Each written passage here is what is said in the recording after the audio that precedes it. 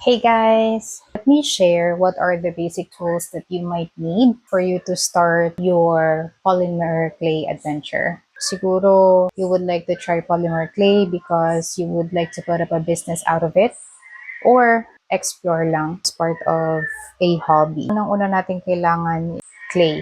You don't necessarily need to buy different colors of clay. With just 5 basic colors, you can create almost all of the colors that you might need na kailangan nyo. So it's just blue, red, yellow, black, and white. Yung 5 lang na yun. Technically, kung nagsisimula ka pa lang, you are still exploring and ito yung mga time na kinakapa nyo pa yung relationship ninyo sa clay and kung ano yung magiging niche ninyo or kung ano yung mga gusto nyong gawin. Kasi pwedeng-pwede talaga siyang pagkakitaan. I've been in the polymer clay industry and ginawa ko na rin siyang business since 2013. So that's 11 years. Number 2, dotting tools. Ito yung unang set na binili ko. Ililink ko na lang sa baba. At marami nito sa Shopee. Kung mapapansin niyo, dual purpose na siya. Iba't iba yung sizes nito sa tip. Ayan. And then, silicone yung nasa other end. Ano ba ito ginagamit? Actually, hindi naman to lahat ginagamit ko eh. Sa ice, kapag gumagawa ko ng souvenir, and sa fur ng mga pets. But, you always have an alternative. Sa mga nagsisimula pa lang, you don't need to wait for you to have everything or lahat ng tools na kailangan for you to start with polymer clay. Kasi, you can even for an alternative. Yung dulo nito, pwede siyang gamitan mo ng toothpick. So, dalawang purpose na yun. Yung isa, yung dulo niya, dotting. Kunwari, ito yung face. Yan, tutusukan mo siya. Ganyan. May mata na siya. This is gonna be the same function kapag toothpick yung ginamit mo. Pangalawang function niya is blending. Not dulo, but gitna ng toothpick up until the end. But straight siya. So, pwede mo siyang blending tool na parang paganyan. Another alternative that I can think of is perdible. Ito.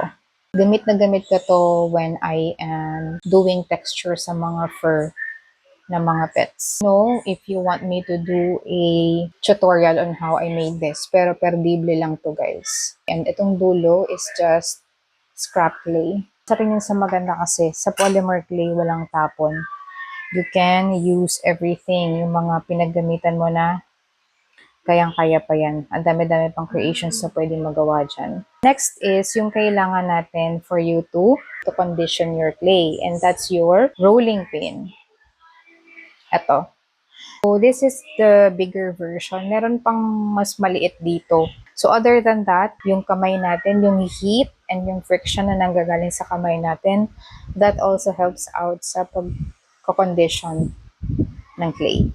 Alternative naman, if you don't want to buy something like this, bote. Yung baso na iniinom mo ng tubig. Pero syempre, once you use it na, diba? Then, itabi nyo na para lang doon. And then next is oven. Ang polymer clay is katulad lang din siya ng pottery. No? Kung sa pottery, kailangan siya ng kiln para mag-cure.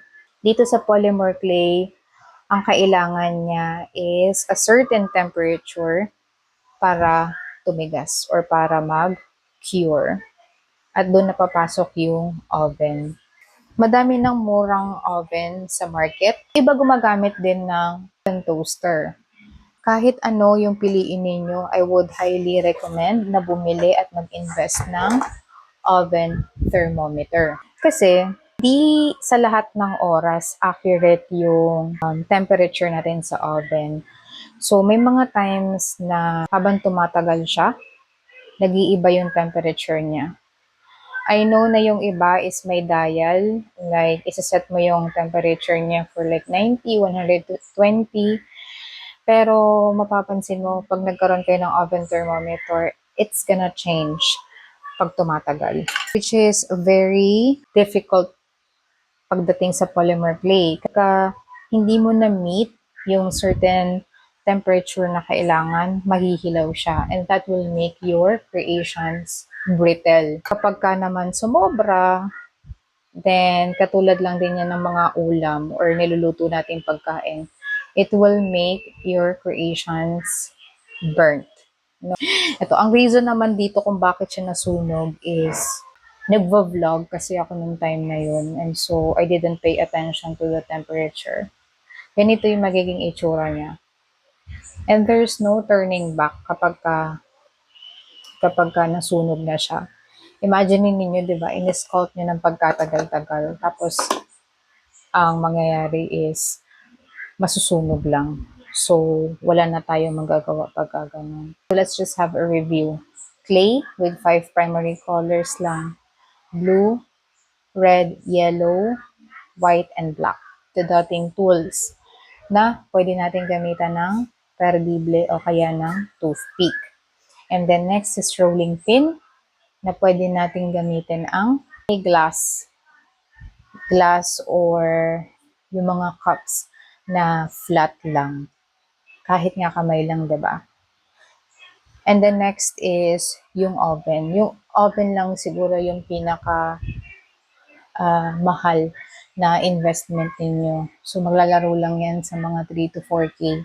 And then, of course, the oven thermometer. On my next video, gagawin ko naman yung about common mistakes sa polymer clay. Planning to have series ng Polymer Clay 101 kasi I want to help out those na gustong mag-start polymer clay, be it for a business or plainly hobby. Kasi dyan din naman ako nagsimula. Abangan nyo yung next video about common mistakes sa pagpo-polymer clay. And I hope may natutunan kayo for today's video. If you are already thinking about starting a business using polymer clay, do it now.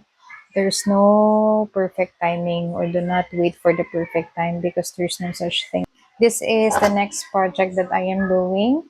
Hopefully, I'd be able to finish this today para mapakita ko rin sa inyo on my next vlog. Tanong lang kayo, comment lang sa baba on what are the things that you would like to know sa pagpo-polymer clay so that I can help you out, guys. Yun lang. Bye. See you on the next vlog.